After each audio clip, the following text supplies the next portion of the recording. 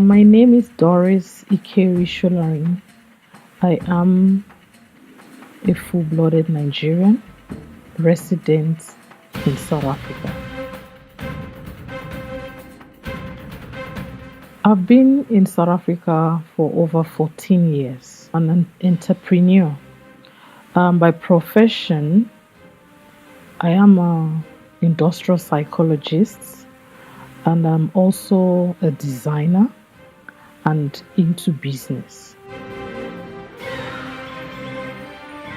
That is a very vague statement and cannot be substantiated. It is not true that foreigners are taking the job of South Africans. In reality, most foreigners are providing jobs for even South Africans. I am an example of that. In my company, I've hired South Africans and they have been working with me for a while now. And aside from South Africans, even other African nationals also work with me. So that is not true when you say the foreigners have come to take your job. It's a very wrong statement.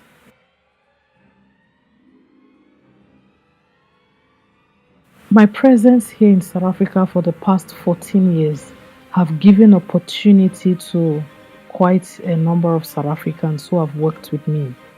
Some of them have never worked before, so their coming to me has given them the opportunity to have a work experience. Some are fresh from matric, some even failed matric and don't even seem to find their feet where to go.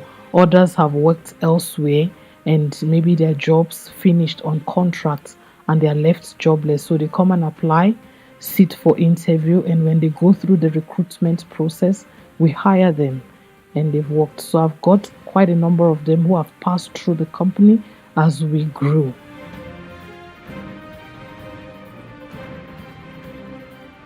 Truth be said, in every nation, in every country, there are good and there are bad people. So we can't say we are all good. There are some, shady people. There are some people who have ulterior motives. It's like often said that from every 12 there is a Judas. So obviously there are quite a few Nigerians who have been damaging the image of the rest of us here in South Africa. So generalizing would be a very, very wrong and ambiguous statement to say that Nigerians are bad. There are quite a number of Nigerians who are doing very well in their various fields, particularly those who are elites in the academic environment, in the IT industry, and other sectors of the economy. There are quite a number of them who have done so well and have brought pride. Unfortunately, bad news spread like wildfire. So when a Nigerian errs, there is a generalization that Nigerians are hoodlums, Nigerians are bad eggs, Nigerians have, infiltrated the environment and has done a lot of damage to the society. There is a negative effect, especially when you have done something wrong and everyone, like for instance, when you're traveling and you hand over your Nigerian passport, it brings some kind of a lot of, checks. They look at you twice. They want to know exactly who you are. There's a lot of assessments, security questions that is posed to you because you are just a Nigerian. So the few who have been doing crime has succeeded in damaging the image of Nigerians out there. But the good ones, if only the same, effects and the same publicity is given to those who are succeeding in their various fields, if it is put out there, then you will understand that every Nigerian should not just be regarded as a criminal, but should be treated as a human being who has got rights. Obviously, no. Like I've said earlier, there are a few of them who have engaged and are still engaging in illicit affairs and illegal businesses, and I know that the police is dealing with them. But there are quite more who are doing very well. I can name a few. Even when you go to University of South Africa, a number of the lecturers, the professors who are making sure that students are doing very well and passing with good grades, discharging their duties accordingly. You find Nigerians there. When you go to other universities, colleges, and institutions, you find them doing excessively well. Even at the individual shops, private sectors, when you find the Nigerian who is working there, you will imagine the good comments that are coming from there because they are usually diligent, they are dedicated, they are hardworking and committed. Yes, an average Nigerian is desperate. Obviously, you know that the economic situation in our country is nothing to write home about, and that has pushed quite a number of Nigerians to get out of the country seeking greener pastures and trying to grab opportunities they have. So most people are impoverished and do not want to remain in that situation. So this has motivated people leaving the shores of Nigeria to explore opportunities in other countries. So when they arrive in that country, knowing fully well they have dependents back home, so it makes them to be in a desperate mode, making sure they find means of survival. Most times, those who are educated and have got their certificates have the opportunity to improve on these skills. And when they find themselves in the right place, they do excellently well. Those people who usually engage in illegal activities are those who don't have proper education. So they don't have the opportunity to get proper jobs. And so they scout around and see other means with which they can make ends meet. And oftentimes they resort to crime. But that should not be the yardstick for judging an average Nigerian. It would be unfair to generalize and say Nigerians are fraudsters, they are criminals, and they always bring problem in any environment they find themselves. Even the best surgeons, when you go to America, UK, and other European nations, you'll find them doing exceedingly well. So this should also be taken into consideration. First and foremost, I would look at our governments, the leadership in our country. They aren't doing a good job of protecting her citizens. They have failed an average Nigerian. The environment back home is not conducive. The opportunities are very limited and only available to a selected few.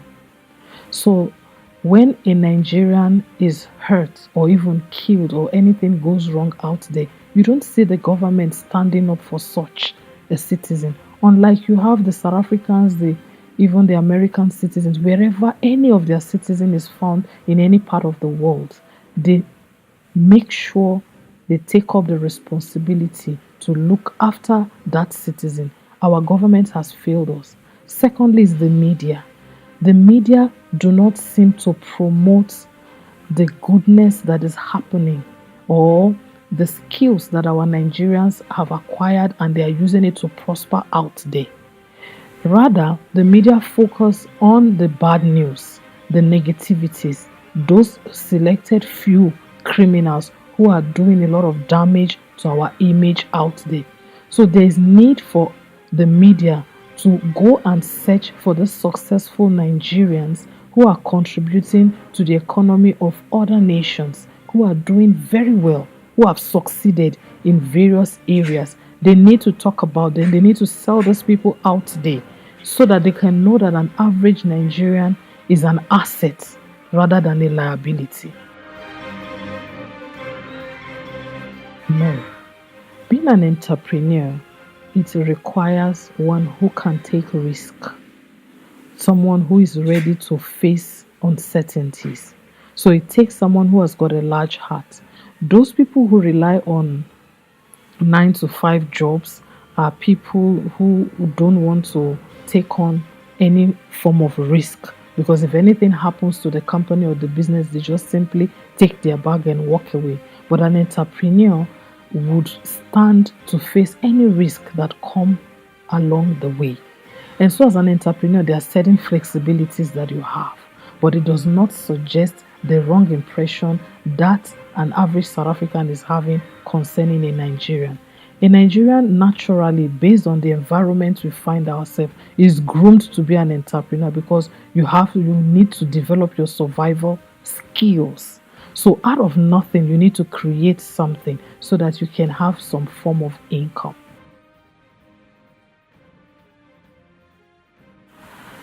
Um, um, it could be a contributing factor, but not a major one. Because during the apartheid, the other African nations, particularly Nigeria, played a significant role in South Africa to ensure that they stand up and protect our fellow brothers, fellow African brothers. We contributed financially, even using our soldiers to defend them and also stand for them when they needed help.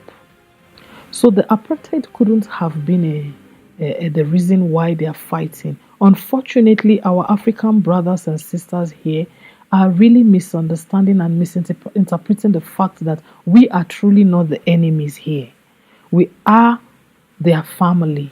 We have only come to seek greener pastures. And a lot of Nigerians have acquired skills. They are endowed with the technical know how on how to succeed even in an environment that is not conducive. So, if an average South African can be humble enough to move closer to a foreign national, because even the Bible acknowledges that when you move from your fatherland to another country, it is important and necessary that you will prosper, you will succeed. So, a foreign national who has left the shores of his or her country to sojourn to another nation, it is very necessary that you work hard to succeed. So, that means that they will put in every effort to ensure that they succeed.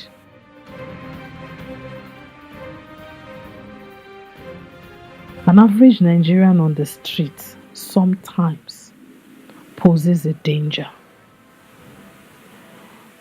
The reason is that most of them are jobless, the ones you find on the streets. So, based on joblessness, they want to survive. They can become a threat. They want to rob people and do some funny, bad things. But the percentage of such people are very minute compared to the other Nigerians who are actually in the labor market. There are quite a number of them that are self-employed, those who are gainfully employed, and those who are well established in different institutions at different sectors of the economy. So the few people who are on the streets that are causing havoc and posing danger, I believe that the SAPS are at work, and they even have sources that give them tips as to these people who are perpetrating crime and evil. If the SAPS are committed fully to their job, they will be able to handpick all of these people.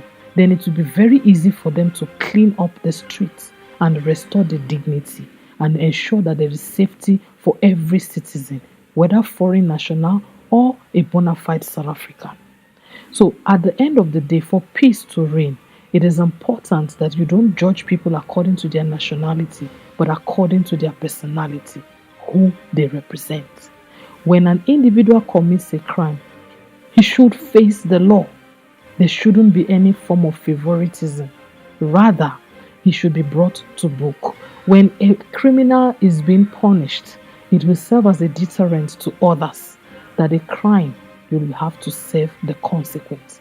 And to those who are doing well, they should be acknowledged and applauded, and also be paroled as mentors so that they can serve as an example to those who aspire to succeed.